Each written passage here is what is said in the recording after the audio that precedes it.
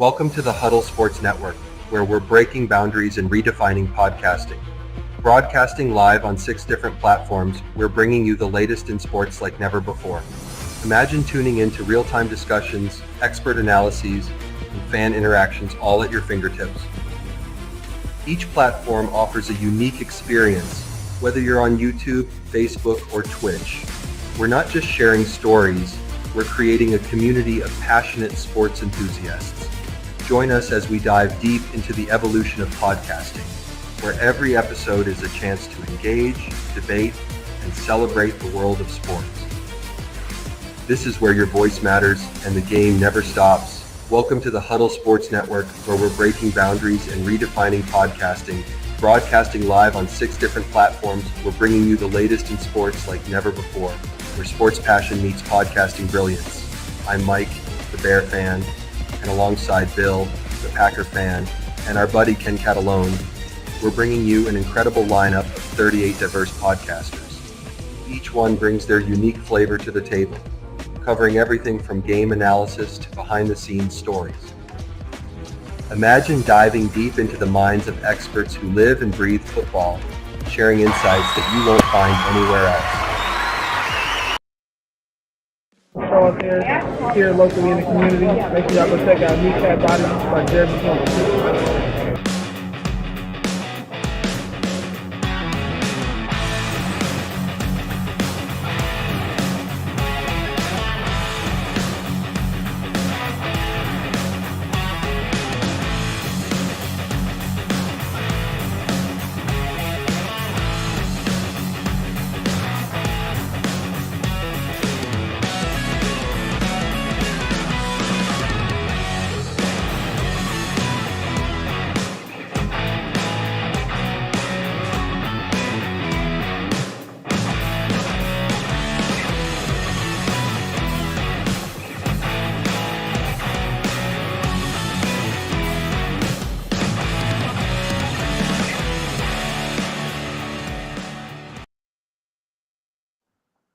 All right, yes, this is Kneecap Biting with the Motor City Lions, and it's the Lions Fan Cave Chat.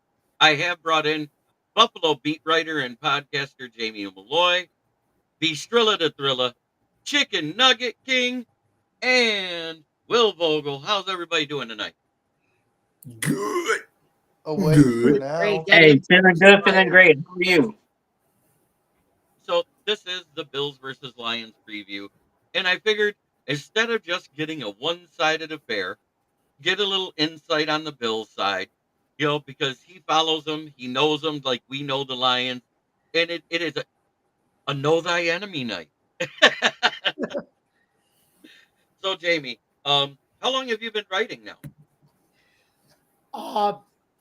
That's a great question. I've been writing since high school and college, but professionally, I've been writing for about 5 years now, and I'm currently writing for a publication called theforkball.com, where I have some Bills stories published into the website, and but I do write about all sports. But yeah, as Jeremy said, I'm a diehard Bills fan, just like the rest of you guys are diehard Lions fans. So we felt each other's pain throughout the years, and now we both feel each other's successes now with McDermott and Campbell running our 2-team shows now.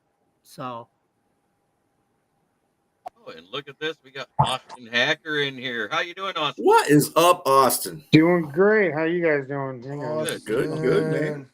What's going on, Austin? And yes, Bill, we know the Bills haven't beat a winning team on the road. I looked at their schedule. They have lost to a few winning teams. But you know what? It is what it is. It's any given Sunday, just like any other week. Just like the only team we lost to, at least they have a winning record. That's all I got to say. Really shouldn't have lost that one either, but whatever. It is what it is. It is what it is. If you cover up the score and look at the stats, you'd have thought the Lions dominated that game versus the Buccaneers because it was insane. I mean, I've never seen a team get almost 500 yards versus 200 and lose until about, 6 weeks later when we saw the Jags play the Lions.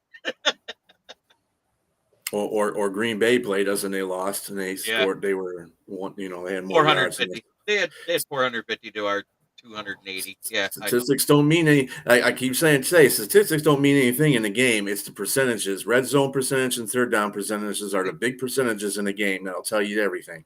And that is the What's biggest up, Megan? disparity I've seen between the defenses. Offenses, we match up great. I don't care what anybody says. These are two of the best offenses in the NFL right now. But Amen. defensively, the 25th in the run game, the yards you've given up 2 less touchdowns. But at the same time, if you look at it, the only team that scored more than 2 touchdowns against the Lions was Green Bay with Josh Jacobs. What's up, Ranting Q? Good to see you. Megan Hackard has joined the chat. Good to see you. James Burgess, we always love your takes. Yep. And we got quite a few people watching on Twitter as well. We are live into Twitter. We are live into Facebook. And we're also live on YouTube, as well as Amazon and Roku Fire Stick app, the Huddle Sports Network. Thank you to all those guys that made this possible. I love it. It makes it more fun. We're actually broadcasting on TV. Do we really call this a podcast anymore? This is crazy. I'm famous. No, I'm kidding. Hey, Wow, that hold was on. such TV a land? stupid voice. So, Austin, this is Jamie, the beat writer from the How's it Bills going, Jamie? that I was talking about. It's going good. Mike Kimber couldn't make it because, and that's the guy I was excited about because I first got with him when I was with Detroit Lions on the Prowl as just Okay. a guest on Free for All Fridays. He's a big podcaster, but now he's an actual broadcaster on a syndicated radio show. You don't. So, It's not very often you get some of those type of guys. But he said I can't do it tonight, but she goes home Monday, so Tuesday night we can do our own special post game review of the Bills versus Lions. So Tuesday night next week, 9 p.m. It's Smoking Jeremy B and Mike Kimber doing our own post game review. nice. Awesome. That's pretty sweet. But whether it goes into Roku or not, that's another story. But we will at least be into YouTube, Facebook, and Twitter, no matter what. You know how I roll. Hey, I'm definitely looking forward to it. Shout out to Mike Kimber. Yep. Yeah, I When's mean, that change? congratulations to him to have a regular spot on the Huge show every week. I mean, and it gives Huge an extra day to spend with his kids before they take off to college. I'm quite Yeah. sure he appreciates that. Oh, yeah. But so what I see is passing attacks. The difference is 5 yards per game when you match them up for yardage. The difference is the Lions seem to have a little bit more prolific of touchdown getters in the passing game. Because if you look, we have about 7. I think was it 7? No, we have 27 passing touchdowns. They have 18 on the season. They have a few. They have a lot of rushing touchdowns, mostly from Josh Allen, because James Cook, he goes back and forth on how great he is. Do you agree with that, Jamie Malloy? One game he's excellent, the next game it's not that he disappears. He gets good yards, but he doesn't punch it into the end zone. Is what I'm getting at. I think it's more. I think it's a week to week, depending Right. on. It's a game plan week to week thing, depending on who they play. Like Buffalo likes to be a team that, they can throw with Allen, but when the weather gets cold, they'll use James Cook and run it down teams' throats. But the game against the Rams, they really couldn't get the running game going, so they kind of put the game more on Allen's shoulders. Yeah, but I think his production is Cook goes how the team goes. It's like I said, week to week game plan. And I see that, and you can see when teams like stack the box and take it away, because even Josh Allen's numbers are a little less than what they've been in other games, but he makes up for that with his arm strength. Yes. But at the same time, the third down, the only thing that there's a disparity on is third down percentages on offense and the third down percentages on defense. And I think that might come down to what wins and loses the games for both teams. The defense gives up a third down conversion 54.3% of the time for the Bills. They're ranked 17th in the league. We're number 1. We give up a first down 31% of the time. And that's astounding considering where we were last year in all those metrics. And as much as anyone wants to say it, we've been able to do it with practice squad after practice squad player, pick up here, trade for Zadarius Smith. And yeah, Tim Patrick was a great pickup, but if you actually look at the 4 games that Zadarius Smith has played since he's been here, he's had 20 pressures, and through 6 games, I know Hutch was leading the league. It was insane. He was over 40. But for somebody to come in, pick up the playbook, have a week off to learn it, and come in and just be able to replace half of that production in that time. That was a huge pickup for us. And then we're going to have Josh Pascal, DJ Reader, and Lee McNeil on the field. So we'll actually see what the starting 4 looks like without Aiden Hutchinson finally, because all of them seem to be healthy, and they're a go this week. Taylor Decker is a go at left tackle, so we don't have to see Dan Skipper. And I'm not saying Dan Skipper did a bad job, because guess what? Goff was only sacked, 3 times in the last 2 weeks? Yeah, he hasn't given that up a sounds sack. right. He hasn't given up a sack. He's given Right. up. He's given up That's a one fact. That's a pressure fact. in it. Yeah, he's been real good, Dan Skipper. Now it looks like sometimes that he'd be messing up, but he's actually played pretty well as far as proficiency has. So that's good. Yeah, James Burgess, that is the goal. But the thing is we've only seen him run a spy on one play the entire season. And it was so exciting for the one player that got to run a spy because he got the sack CJ Houston. He sharded himself, and that was James Houston. James, And then I distracted. He went to the Browns. It was Gatorade. got traded. Gatorade. That was high quality shit. Shit, man. I don't care what anybody says. And I think it's How do you funny that explain when he, that to your I think teammates? Oh, it's mud. No. Even Jamison Williams, St. Brown, he was at there, and they do have a place for them to go in by the medical center where they have a potty for those guys while they're on the field so they can use the bathroom. And Ahmad Ross said he was walking back to the bench, and Jamin goes, "Look, Houston shit himself." And the only good thing about him being picked up on waivers by the Browns is now at least if he shits himself, it matches the pants. There you go. Unless they're away. Brown, his father's John Brown, the famous bodybuilder. Yes, Amon Ross Mr. St. Brown. Universe. And all 3 of those boys that he fathered, he named after Egyptian gods. Mm-hmm. There was Osiris, Equanimous, and Amon Ra. And out of all of them, Osiris had a turf toe issue in high school, which is why he quit college. He didn't quit college, but he quit playing college ball and went into business and focused on his degree. And he's running a business. Equanimous has all the speed in the world, but he have hands that are dipped in Kadarius Toney's popcorn butter. Jerry Rice had those hands too before he went to the Hall of Fame. Right, but he had them in college and fixed it in the pros, whereas Equanimous hasn't fixed it no matter what team he's gone. Devontae Adams had the same problem too when he first came to Green Bay. He had paddle hands, and then he started catching everything. It's been 7 years for EQ. I don't know if he's ever going to get it right. You know what I'm saying? Nope. But you want to hear a crazy stat that I found out? Guess what wide receiver since 2017, active in the same amount of years, leads the league in drops?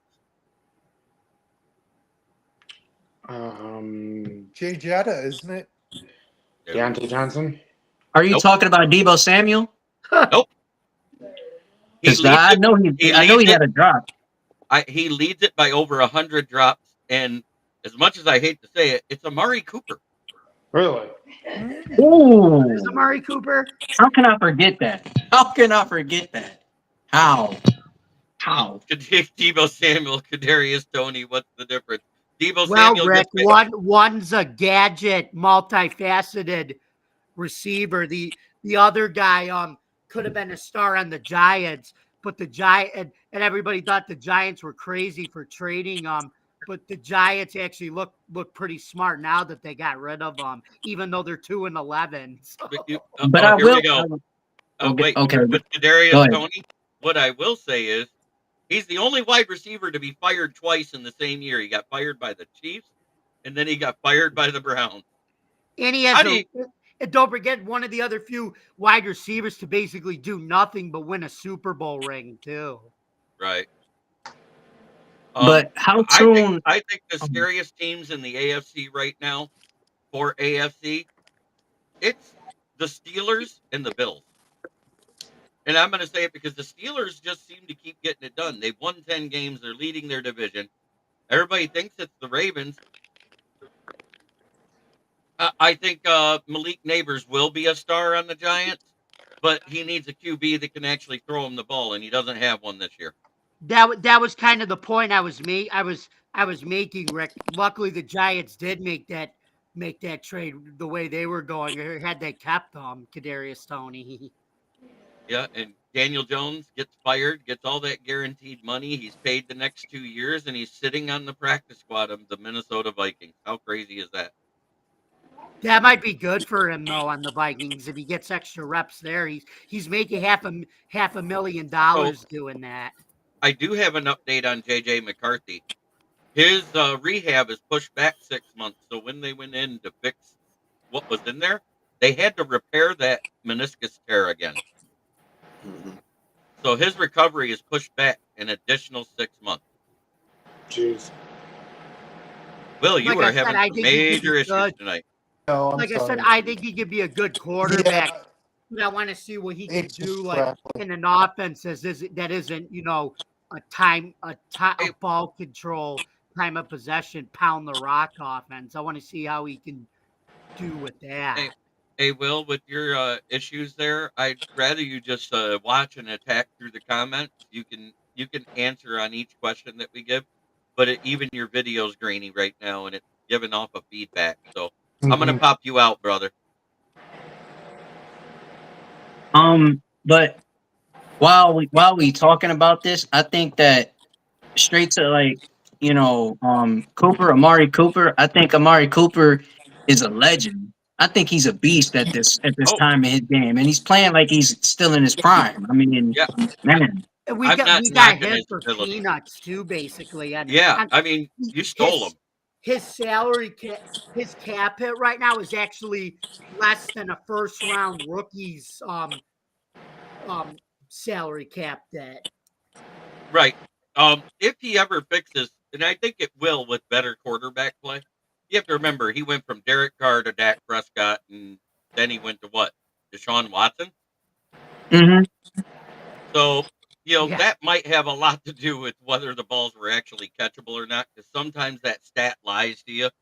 But according to when they track a drop on the next gen stat, it's tracked by if it hits them in the hand. But it doesn't I, include like if somebody swats it out of their hands or if it bounces off a helmet or something like that.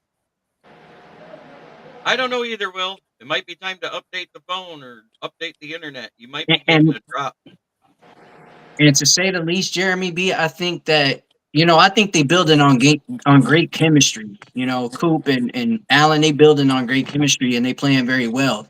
And when you play with those other particular quarterbacks, you got to have great chemistry and you got to balance it the right way. And I think Josh Allen and Cooper are just building it and balancing it the right way, so that way they could get more touches and more feel for the game and more flow out there on the field. Oh yeah. I think it's going to be a very contested battle. With us having as much of our secondary healthy and our front seven getting healthy, I don't think it bodes well for the Bills offense. Because now we have big questions to talk about with who we have coming back on starter. Who do we demote to the practice squad? Oh, I'm not even mad at you, Will. I'm not upset. I understand internet stuff happens. Oh, and look at that. Smoking Dad is in the building. Ken Ballrick. Heidi ho, James, and I agree with your thoughts about AG. 100%. Buffalo is in desperate need of better QB play. Oh, wait, it's the New Jersey teams, not the New York team. Never mind. Nice joke. That was funny. You I got me think there, James. and Ricky Sakat, you're absolutely right. We talked about that at the top of the show. I think Buffalo's X factor is Khalil Shakir. If we can keep an eye on him and slow down the amount of volume he gets, we should be good. And that's 100%. And we've only got one person in our secondary that's played every game other than Kirby Joseph. Do you know who it is, guys? Amik Robertson. Yes. Yep. Everybody else has 21. missed one game or more. Even Terrion Arnold has missed a game. Yep. And it's I mean, Raw, and I said this coming into the season, and B can vouch for it when I said it after the draft. I think he's too raw. I think he'll be relief at the dime back position if he can stay healthy, is what I expected out of him this year. But Yeah, I got to. he's a second round pick. He's not going to be coming in there doing anything flashy, Right. and his injuries haven't helped him out either. I'm sure the Lions have wanted him. You know, I was having this debate with some other Lion fan about. He was talking about Rakestraw was crap or trash, and I was like, you can't judge him. He's been hurt on top of it. He's been in 8 games. He hasn't started 8 games. He's been in 8 games, yes, As a but he hasn't spot started any of them. rotational. Yeah, Exactly. he's been a spot rotational player, and when he's came in, they sometimes put him in a couple of really bad positions for a rookie that hadn't played much. Because I think the one time he had to cover DK Metcalf, that didn't go so damn well. I mean, and this is going to bring up a good point through the offseason if they're going to re-sign or have Mosley, keep Mosley, because if they're not going to be too sure about Rakestraw the next year, I think they should keep Mosley if he does well. I mean, when he comes back and he plays well, of course, this goes without saying, but I think that they'll have to get somebody or keep somebody in that role just in case. And I agree with you, Ricky Scott. You also got to keep Joshua Patrick Allen in the pocket. But if you go back and you remember during our shitty season in 2022, where we started out so poorly, and even though that was our loss and we lost by 3, we lost on a late game touchdown pass from Josh Allen because we Thanksgiving did. it was. Yeah, and we did contain him in that game. He didn't run all over that defense. And that means AG does know how to run a containment blitz. And if you look, we've been doing it. But when the breakdown happens with the interior defensive line that I've noticed, it's when both Reeder and Aleem are out of the lineup because the backups don't feed off of each other like them two do.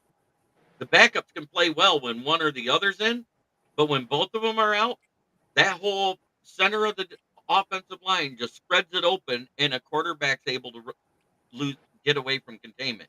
We've seen it with some of the lesser athletic quarterbacks. And AG shouldn't be blitzing that much this game.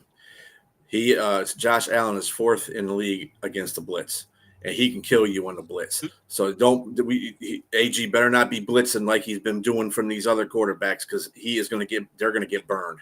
Yeah, because blitz. Shakir is the reason why that's a focal point, because if they blitz and Shakir's one-on-one, I love Amik, but Shakir's got speed. Right. And if he's got that speed, he's going to get by Amik. Right. And if everybody's playing man, everybody's going to have their guys, and they're stretched the field. Buffalo stretches the field when they do that kind of stuff. Right. So you cannot blitz. They're going to have to do a lot of man zone coverages. They can't do blitzing. Right. They can't blitz like they have been. I think we have to go back to that 2-man zone that we were doing with the 2 high safeties in zone. I think we're going to have to leave Kirby and Branch back there to back anyone up for the half of the field. That way we can contain Shakir. I think Pat O'Connor has earned a spot, and I think the 4th one, because Mekhi Wingo's out for the season. There is no coming back for Mekhi Wingo. You kind of have to leave Broderick Martin in there because you have to have 2 defensive tackles.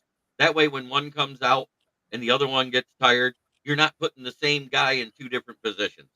And I think that was the problem we saw with Broderick Martin, because once Aleem McNeil went down, and he had to play the primary nose tackle position, which he hasn't had to play his entire time here, he was lost.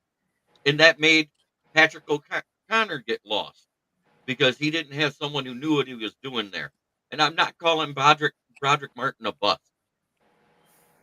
I mean, the guy's only played 50 snaps in his career. And James Burgess says, "Amen." The safeties And need they, to eliminate Josh's arm strength. And Look at we're what he said at talking. the bottom first. So. Yep. We can't use too much defense capital on Josh. If he runs for some yards, great. Make sure they aren't touchdowns. And if we blanket the wide receivers, Josh can be picked. Hi, Kirby. Yeah, and he's right. I mean, that's it to a T. Leave Branch and Kirby in the middle of the field, just sitting there waiting. If it looks like it's a pure run play, because they do actually use a fullback at times when they're going to run James Cook. You could see they move a tight end into the fullback position a lot like the Lions do, and they'll motion them. They'll motion the extra tight end off the line to go into the fullback position. They do a lot of that pre-snap motion, just like the Lions. I've been studying the game film, so I can actually talk about it and sound like I know what I'm talking about. Well, one thing about Josh Allen too, and even though he is probably the MVP candidate for sure, if you get to Josh Allen and fluster him a little bit, he does play Superman out there. He will throw interceptions, and Right. you just got to make him do that. And he's done that against teams in his division like the Jets that are crap. He's done that quite a few times. You just got to get him to that part where you fluster him out of the, even if he's throwing out off the pocket, we really got to shut down their run. Which again, we usually don't have a problem shutting down the run. Our defense is like fourth, I think, in the run defense right now. Yep. So Yes. I think James Cook, and to what Jamie was saying earlier, a lot of things with Josh Allen is the defense that kind of dictates what the offense does for Buffalo. If we're shutting down the run, Josh Allen's going to be playing Captain Save-A-Ho. I'm just telling you that right now because that's just the way that's just the way they're built that way. Because James Cook can come out there if you're not stopping the run. It's a James Cook show. Josh Allen won't have to do nothing back there. Well, and I So- think that's exactly. I think that's where we get a more advantage in this game, getting Reader and Onzurike back up the middle. We can kind of stuff James Cook going up the middle, flush him on the outside, and then have Campbell waiting for him on the outsides. Campbell, Mhm. Quan, Jamal Adams. That's who we'll be waiting on. Them, Yeah. you know. Yep. And Trevor Nowaski, when he first got on the scene and he got his chance to shine with Derek Barnes being out and Rodrigo was in and out of the lineup at the time, he did great those first 3 games. But as the cream rose to the top and better talent came in, he still was doing good, but it wasn't the wow factor like it was the first 3 games he was in. And are we going to miss him? Maybe, because he's one of the better coverage linebackers we have. I will say that right now. He's one of those ones that's back there with Jack Campbell batting balls away from tight ends and slot receivers.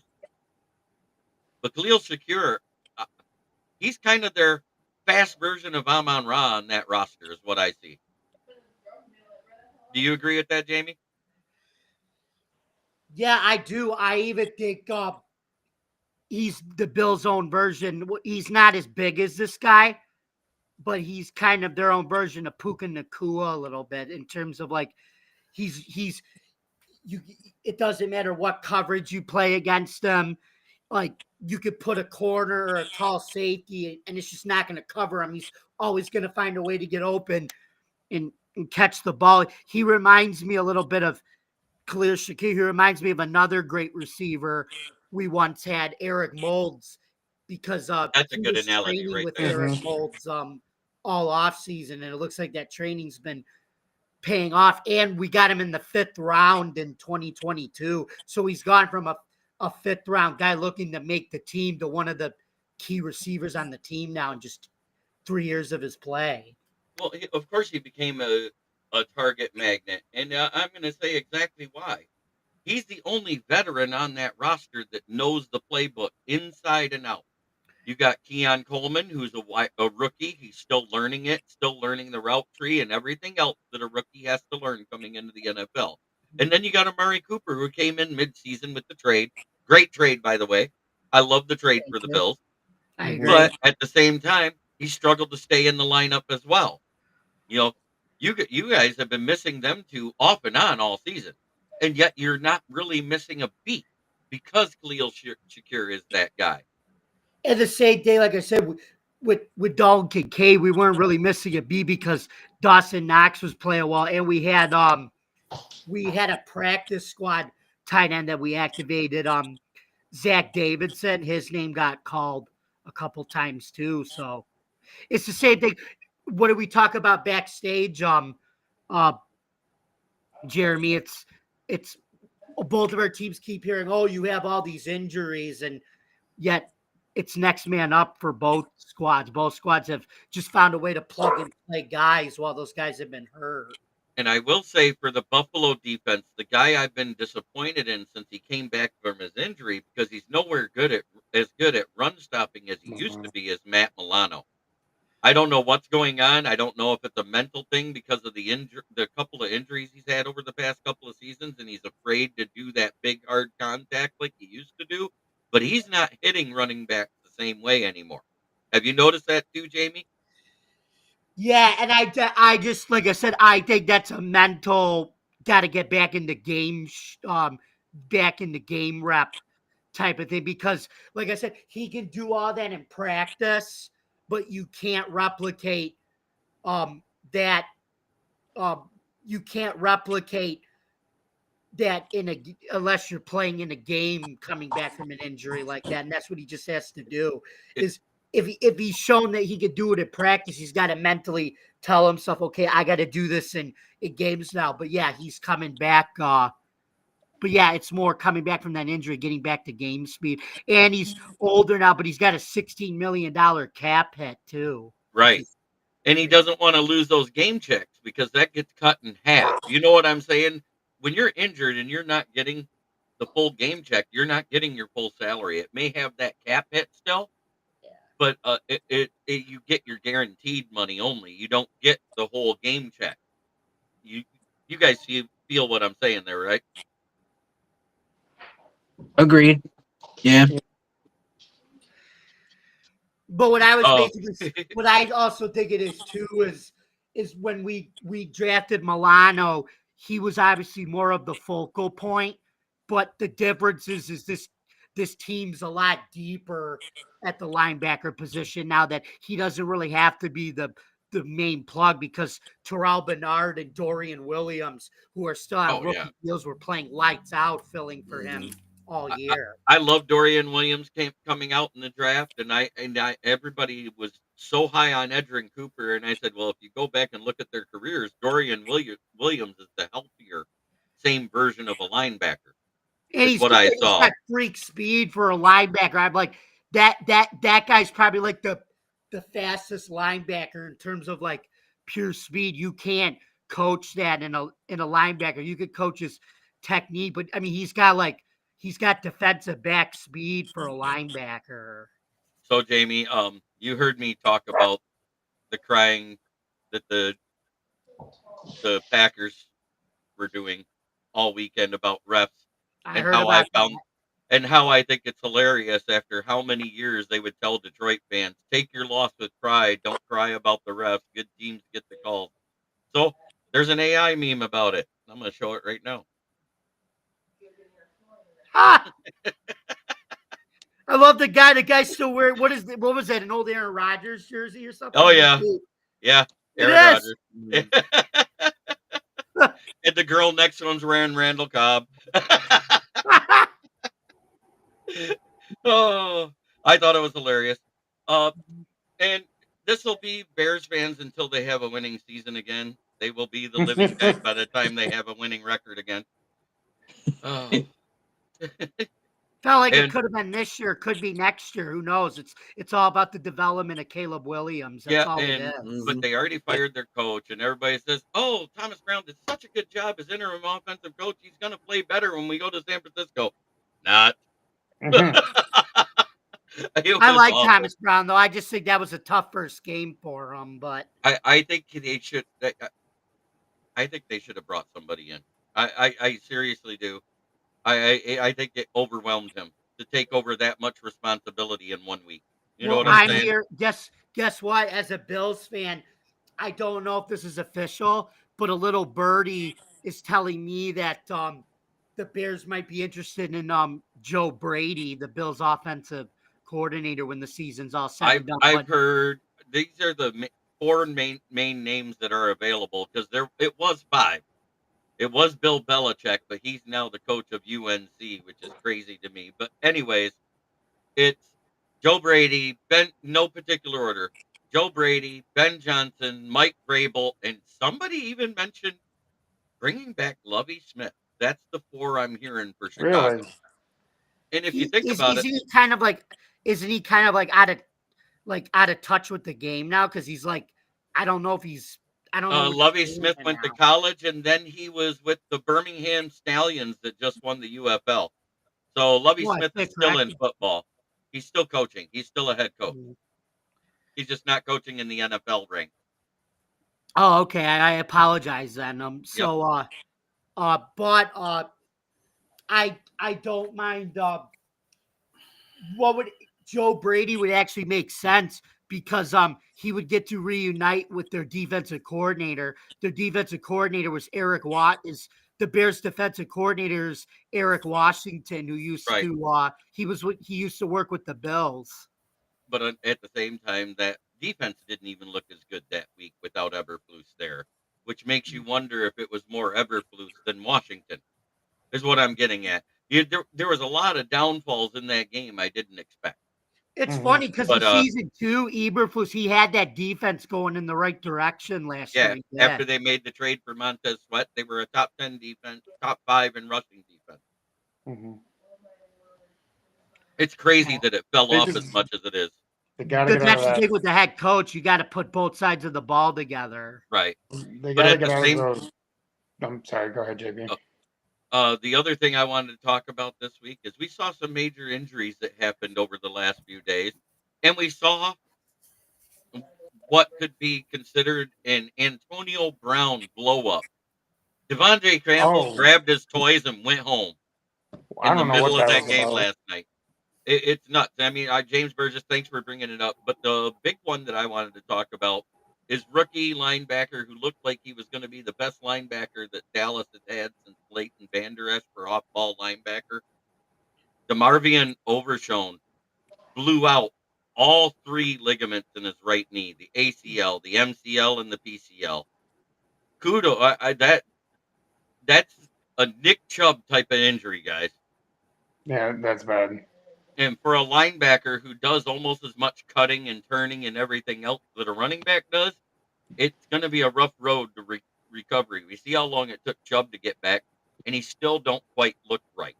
He's got to get that surgery immediately. If I Oh were yeah, Overshown. They already put him in for surgery. I couldn't believe it. It was bad. The other breaking news is the Randy Moss family finally came forward and said what it is. It's bile duct cancer.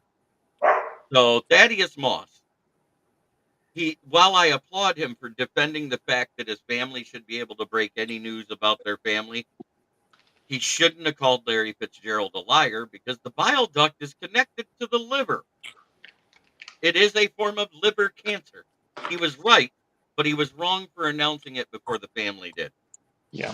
So I applaud him for trying, but he did it very poorly. And it really puts a black mark on what he said about Larry Fitzgerald. Thaddeus Moss, former Birmingham Stallion UFL tight end. Yep. And wasn't he a UDFA for the Bills for a minute and just didn't make the team? If I remember right, I think Thaddeus he Moss? was. Yeah. 2 years ago when he came out of college, right? Yeah, he was he played at LSU. Yep. Let me see. If I remember right. I'm just that's one thing I love is the draft and UDFA stuff. Bistrilla loves it when I get into depth about that stuff. Oh yeah, he was. Yeah. Let me see. I think he was. He was just released before the season or right after the season started, if I remember right.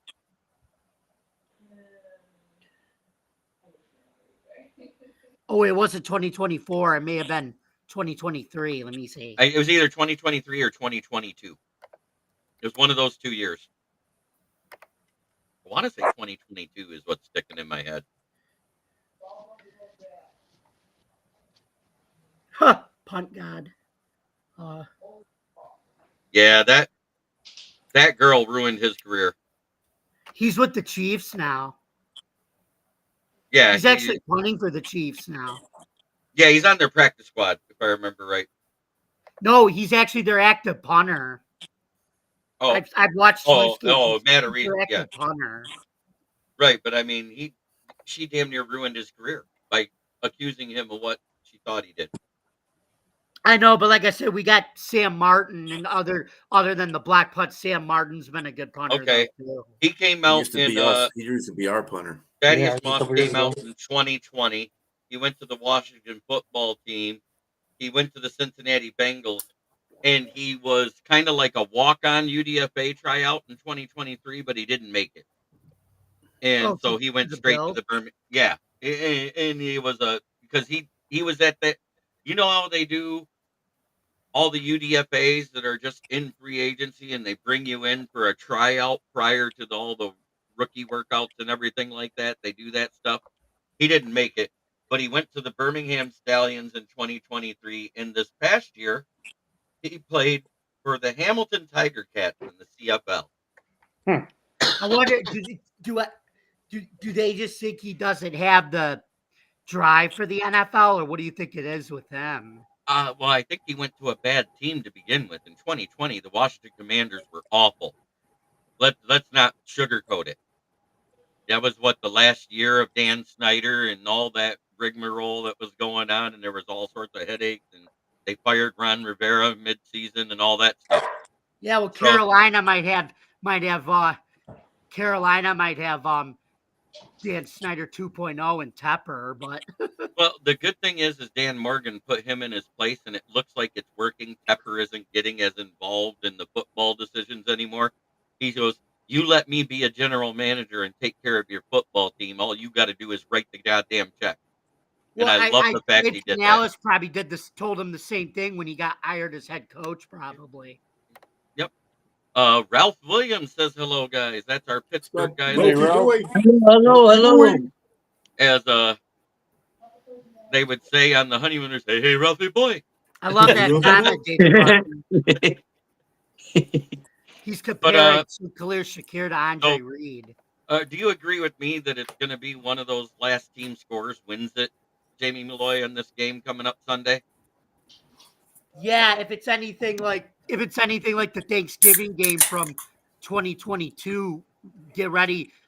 As T.O. used to say, get your popcorn ready because this is the sequel.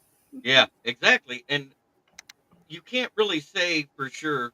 I want to say, yes, the Lions are going to win because we're doing something we didn't do last time. We're wearing a good color alternate. We're wearing those blacks, and I love it when we wear the blacks. I love those blacks, yeah. Yeah, those uniforms, those black unis are the bomb. I'm telling you. I liked them when they had them back in the early 2000s. Oh, I wish they wouldn't have gotten rid of them. But I know Bistrillo wasn't a part of the show, and Chicken Nugget disappeared for a while because he was having issues with his ex and Facebook and everything else, and he was working on his music career. But I said that Thanksgiving when Chicken Nugget, Mike Kimber, and a few other fans were on the show, the Thanksgiving before that draft, when we drafted Hendon Hooker, right when he had his injury. I said, you watch. If he's there in the third round and we got an early third-round pick, Hendon Hooker is going to be picked by Brad Holmes because he's been scouting him for 10 years. I remember that. And I said, if we draft him, I'm buying his jersey. And everybody says, well, what jersey are you going to buy? And I said, I'm going to buy a black throwback jersey. And I remember that. And they said, why? And I made a joke. And I said, because I've never had either. And Chicken Nugget lost it. Do you remember that joke? Because you said, what do you mean? I said, I've never had a black jersey and I've never had a hooker. I remember that episode. I remember that draft episode. That was a draft episode. I remember that very vividly. Very, very, very vividly with the draft episode. And I feel like Hooker should get like some snaps in the last game of Minnesota. He should get his snaps. But I don't particularly care, and I'm going to tell you why. because as long as Jared Goff is healthy, Hooker doesn't have to be on the field unless the game's out of touch. And that's what we That's where see I'm them do. getting at. When Garbage we time. when we get out of touch with Minnesota played us tough last time, and they're playing better than they were before. I think it's going to be a tough game, even though it's in Ford Field. But I think our crowd Mm, gets in Darnold's head. That's just me. Mhm. Playing better, I don't know about. I think they're getting away with some games. The Arizona game they got away with. They got lucky. Arizona just fucking folded in the second half. Are you talking about They- Minnesota? Yeah, and the game before, and then the last game they had to win in the second half. I'm not buying. I'm not buying Minnesota. They're winning games, but they're having to come back to win games, and it's getting kind of ugly. And I don't understand the reason why their offense should be A1 because they got two of the best receivers, in football, really.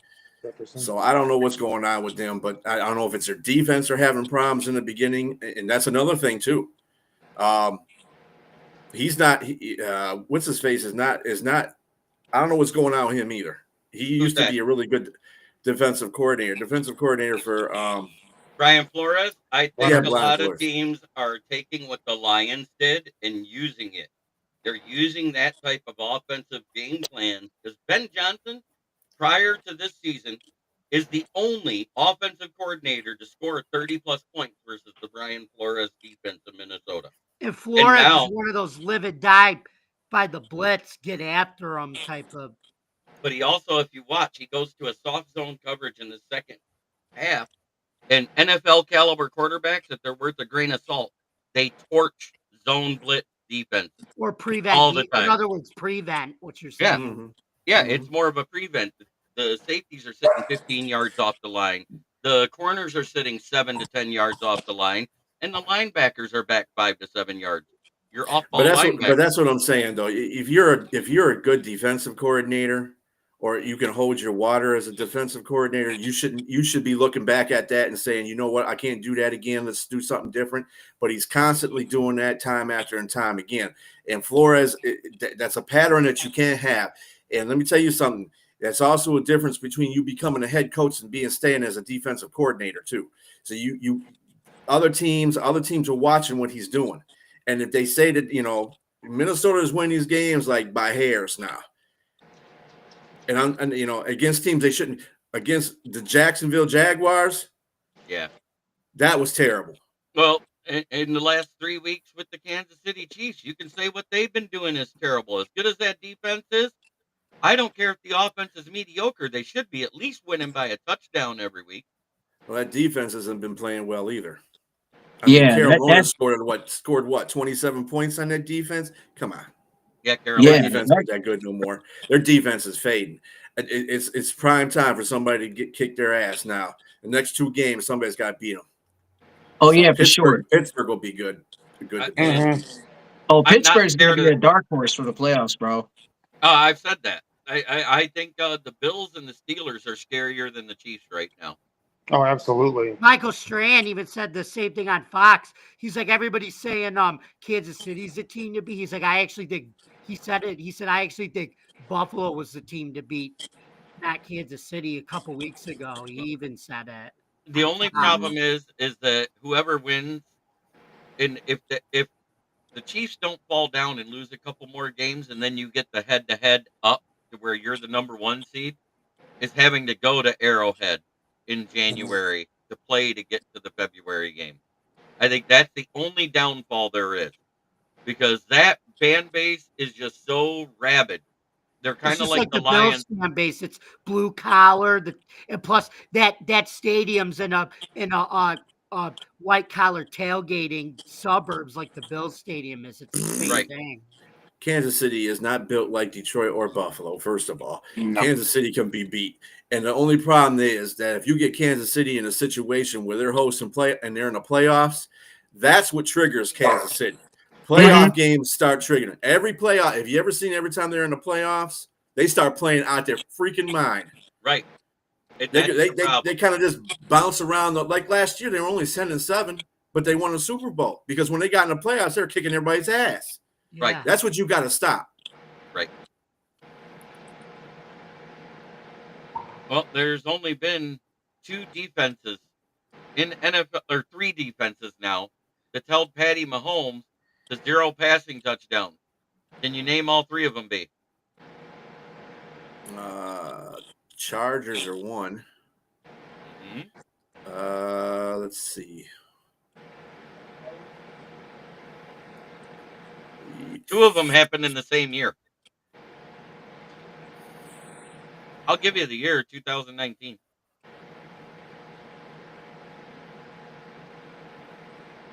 The Lions do it. Lions didn't do it, did they? The Lions did it in 2019 with Matty Patricia's defense. We held Mahomes to no touchdowns. And then Tampa Bay did it in the Super Bowl. Oh yeah, when Tampa Bay kicked their ass. Yeah, when they didn't And have that's a when left or right tackle. And that's when Bruce Arians was the coach? It was Bruce. That was Yeah. yep. and That was they when had Bruce Tom Arians- Brady at the time. Yep. Bruce Arians and Tom Brady. And Todd Bowles had a great defensive game plan. Just Right. blitz Bruce Mahomes, Arians and said- Mahomes looked like a deer in the headlights in that game. Bruce Arians just said we had better personnel than Detroit had, and we just executed the exact same game plan that Detroit did defensively versus the Bucks or versus the Chiefs in that Super Bowl. Yeah, and they didn't have their first string left tackle or right tackle. That's why they were coming from the ends like it wasn't nothing. Right. Dude, It was crazy. he got sacked. How many times he got sacked in the game? About 4 or 5 times, and it was 5 both times. from the ends. That's The because they ends were the ones that were tackling. That's because they were blitzing them constantly. Yeah, and then the backup left tackle and right tackle couldn't hold water. They were just getting their asses kicked. And that is where Khalil Shakir, there's one part of Khalil Shakir's game that we haven't even mentioned, and I do want to give him credit for that, is he's just like J-Mo and Tim Patrick and Amon-Ra St. Brown. He is an excellent downfield run blocker, whether it's Josh Allen, whether it's James Cook, whether it's a wide receiver sweep to Joe Blow, because we don't know who it is other than Keon Coleman, Amari Cooper, and Khalil Shakir. Those of us that just watch the game, we see a different number and go, well, who's that? But you see Khalil Shakir leading the way. Mike Hollins, you forgot Mike Hollins, the bear. Oh, yeah, Mac Hollins. Mac Hollins. I call him Tarzan. Yeah, walking in there barefoot all the time. The barefooted wonder. No, I call him Tarzan because of his hair. Oh, But, look at this. It's been a long time, but it's the best name that comes in and chats on the show. It's Dandy Nuts. Hey, you know what? If the Lions grit turns the Bills into hamburger, guess what? I will be fantastically surprised. I think it's going to be a game. I think it's going to be a dog fight. I just do. Like I said, could be a Super Bowl preview. Who knows? And I think it is. Absolutely. I tell you what, on the third down percentage, the offense is 7th in the league against Detroit's first third down offense. That's the closest that we've had to play as far as third down defense, offense versus defense. So that'll be just a much right there. But the difference is our third down offense versus their third down defense, and there's a big disparity there. Oh yeah, well they're 26 in that. They're 43.2%. Yeah, they're not doing anything in that. But another thing too now, red zone offense. Red zone offense is pretty capable with our red zone offense. Yeah. The last 3 games, they've been 90.91%. And the Lions have been 60 or 64.29%. James, you're hilarious. Can I change my name to Richard Thicklong? Only if you want to. I don't care. And that's what this is. A lot of people have said this game, whoever wins it will probably win the MVP for the season. Because if the Lions win, they go to 13-1. Because right now, after what happened with Saquon Barkley versus the Panthers being shut down the way he was, they moved Goff to number 2 in MVP voting right now. It's Josh Allen, Jared Goff, Saquon Barkley, Derrick Henry in that order right now. You know it's. I'd still put Josh Allen as the MVP, whether he wins or loses. It depends if he stinks it up. If he stinks it up, then maybe. But I don't see Josh Allen doing that. I know. You know what I think the Lions may have to do with Jared Goff against the Bills, because I don't know if you saw this. The Rams did the same thing with Matthew Stafford. Matthew Stafford and Jared Goff are more like pocket passers. Well, what you saw with but what I noticed is with the Rams, they rolled out Matthew Stafford a lot to Oh, try we to roll prevent out. the Bills from getting That's to what them? people Are you are gonna? misnomering. I wonder We if the Lions might do that against the Bills, try to roll Jared Goff out. we do a lot of that. When our play action, we do a lot of play action rollouts. We even do RPOs. I mean, Jared Goff has 8 of our first downs this season. Mhm. So Even though you he's know, not the most mobile though to do an RPO though. no, but he just runs smart.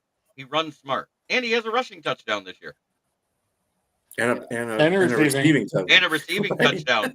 Yeah, Mhm. I mean, so you know, Josh Allen may be the first one to do all 3 in one game, but he wasn't the first one to catch a receiving touchdown. That was Jared Goff this year. Mhm. And it actually was a true pass from a wide receiver, not a Although lateral. I'll give props against that game with Amari Cooper shoveling it back to Josh Allen. Yeah, that was a good That was play. awesome. It was a great Yeah. play. Oh yeah. Very heads up play by I liked Amari. it. Yep. Yep, and kudos to Josh Allen. They're tracking the ball because it wasn't exactly on target. He pulled No. it in with one hand. That game was nasty. That snow. That game was awesome. Mhm. But Yeah, that game was definitely in Bill's favor. That's for sure. there's a lot on the line this week. And what the only thing that I can say that's good, because I already went over the strength of schedule and the fact that Philly lost to a team we beat. That means if we do lose this game, we still have the number 1 seed in the NFC and still control our own destiny. And I think that's the biggest thing we need to focus on, because as long as this game is as close as everybody expects it to be and nobody dog walks anybody, it's anybody's game. I didn't watch it. Who did Philly lose to? Let me go. They only lost to 2 teams, and that was Tampa Bay and Atlanta. Oh, Tampa. I remember. Yeah, Yes, We lost to Tampa too. Tampa. I remember. I watched the Tampa game. Now I remember. We didn't play Atlanta. Right. Yeah. Did you see what's going on in Atlanta? And then all of a sudden, they're calling for Penix. Yeah, but Michael the Penix difference- now Penis. because Cousins has been struggling. Where we win Penis. in that matchup for Detroit is when we lost to Tampa, we lost by 4. The reason why we get the edge is because Tampa blew them out by 17. And you beat Tampa in the divisional round last No, year. in the playoffs. no, but I'm saying just this season, last season's stats don't matter, but it was But I'm cool. saying it was. Do you think that was a revenge game for Tampa because I think you it was beat a them in combination the of things. divisional round? We were getting too cute with our play calling. We were it's one of the first couple games of the season where we all say it's kind of like the first couple games of the season anymore, because the starters don't play, are kind of like a preseason game for the starters. Even though the record counts and everything, they're still getting their feet wet and getting used to what everything. And the fact that we haven't looked back since that game, with all the injuries, with everything else that's happened, and I'm not crying about injuries, people. I am saying it's a testament to our coaching staff. Well, thank you for that comment, Orlando. I feel a lot better about myself now as a Bills fan. Hey, Yeah. I see this comment right here. Chicken Nugget King's hat and tee is tight. Hey, thank you for the love on that one. Yeah, that's Mr. Packer man himself, John Dorn. Hey, Well, thank. But What- when we lost to the Bucks, that was our 3rd time seeing them in a span of a couple I know. months. yeah, It's hard to beat any team when you're seeing them that much. but at the same time, it was the beginning of the year. Like I said, Ben Johnson was getting cute with the play calling. We weren't running the ball in the red zone. It was an awful look. The guinea pig game. That's what I No, call I it. remember James and Orlando and these guys. They commented on our open mic. Yeah, That's when why- I shared That's why I it with was my channel. teasing Orlando about that comment. Yeah, but would you be surprised if we blew out the Bills? Yeah. I know the potential is I'd be there. surprised. We could, but I'll be surprised. Yes, I think both teams are too I'd be powerful. surprised if any team offensively. blew out the other team. If the I will Bills tell blew you us something out- about this game that'll be the same as the Rams game. It's going to be hard to stop our offense. And they had everybody on there. Well, they just about had everybody on defense. The best news, and it's not the best news because I love this guy. Russell Douglas, he's not playing. But that dude is awesome. Yes, he is. And so as soon as he left Green Bay and went to Buffalo, Green Bay was played. dumb to trade him. Dumb. That's why we got rid of Trey White because Just dumb. Rasul Douglas. Oh, if Wow. that much is scored, So much for our scoring defense. Paul Jones for both teams. Paul Jones says 88-84 with Lions winning. Yeah, I don't think so. What is this, I don't the think it's gonna arena? be that Is this bad. the arena league, Paul Jones? Is Yeah, this I have 2 to games say, we're playing at once? are we doing Right? 7-on-7 now? It must be. It must be arena football if he's saying that. Yeah, I was like, Is this but Kurt Warner pre the Rams and everything? There's 2 games rolling to 1. we have went the full hour, and I want to say thank you to my guest Jamie Malloy for joining us tonight. It's been great talking shop, talking football with you. Go ahead and shout out your web page and the sports channels you go into with your podcast. Thank you very much, Jeremy. It was a pleasure to be I'm gonna use the term to be the Bills foil to everybody else's Lions. That's what they call them on the media, the foil. I was the foil tonight, but which is good. So Yeah. every network's got to every fair and balanced podcast network has to have that. But anyway, before I go on tangents about the state of the media today, let's get back to the important stuff. So you guys can follow me at Bill's Chat One, at Bill's Mafia Chat, and also at Jamie Malloy, the unbiased journalist, at DJ Dog Tags on X. You guys can also follow me on theforkball.com, where I write about the Bills and other sports as well. Also, I am a weekly Bills podcast host on a platform called Driving to the Top Productions. My show is every Tuesday night at 8 o'clock. And also, you could catch me and Jeremy on that channel's open mic night when he comes on too. That starts at 9 o'clock every Tuesday. So for more information on Driving to the Top Production and even this platform, please visit our YouTube page, our Twitch stream, X stream, for this platform, Amazon, wherever you get your podcasts. And don't forget to like, comment, subscribe on both Driving to the Top Productions and this platform as well, and ring the bell for notifications on both. Thank you very much, folks. Be All right, Strilla, Jamie. shout out your podcast. We'll be on Sunday at 11:30. One Ass Cheek, Three Toes podcast. 11:30 a.m. on Sunday. Talk about the Buffalo Bills. We'll have a special guest this week. One of my pals from my old podcast, Kevin the Monkey, is going to be on there talking Bills football as well. So he'll be on there. So, look out for him. But yeah, 11:30 a.m. Sunday. Awesome. Chicken Nugget, shout out yourself with Twitter and everything else you do. Yeah, I am on Twitter at CashJizzle2, Chicken Nugget King 313. On YouTube, I have 266 subscribers. I do sports talk, Chicken Nugget King 313. Go out there and subscribe to that, and even follow me on Instagram as well. The real official Cash Jizzle, where I'm doing like sports and music and whatnot too. But go out there, subscribe and support the boy. And I'm about to finish up on this edit of the 2024-2025 Lions season, little montage I'm about to work on. So get ready for that, and go out there, subscribe to the boy. One Pride. All right. And Austin, I know you're getting ready to start one in the off season here. What are you Yep. going to be calling your podcast?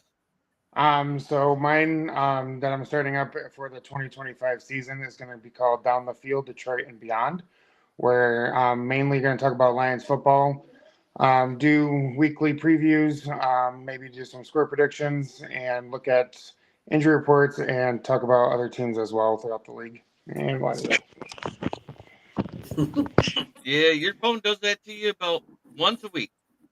And But I appreciate everybody for being on. Will Vogel, I'm sorry your internet was more incontinent than a guy with IBS after eating Taco Bell. But it was great to have you on here while you were here. I want to say it's time for me to do the divisional breakdown in the NFC North, the way we always love me to do it. At 9-4, or 4-9. Oops, wrong team. I wanted to do FTP. At 4-9 because they can't win a damn game in the last 7 weeks. It's fuck the Bears. Hey. At 9-4, 1-3 in the division because the only team they can beat is the Bears. It's FTP. Fuck fuck the Packers. At 11-2, because they skull fucked some teams, but the Lions skull fucked them. They're 2-1 in the division. It's the Vikings. At 12-1, 4-0 in the division.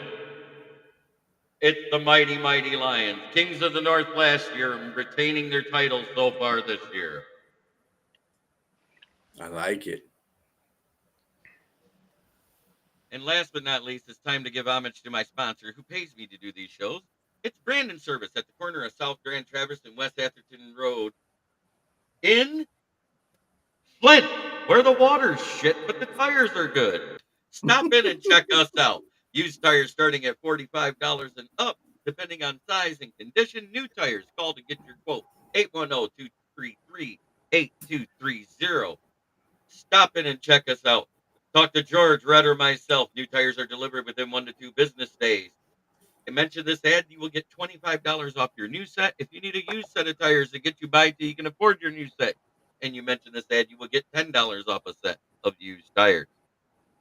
But for Jamie Malloy, Bistrilla de Thrilla, Chicken Nugget King, Austin, and Will, I'm going to end my show the way I always do. Try every day to be a better person than you were the day before. That's the only way to make the world a better place. It starts right here. Don't forget, as we exit, make sure you hit that like button. If you haven't subscribed, subscribe. Only time I'm going to ask it is at the end of the show. I'm not going to say it a million times because you know what? You guys do a great job of sharing my show out. 541 subscribers now. You know, I just got that 460 to go, and then we're a paid podcast, buddy. Nice. But have a great weekend. Enjoy the games. And unless you're talking to your rival fan base, because if you are, then fuck 'em.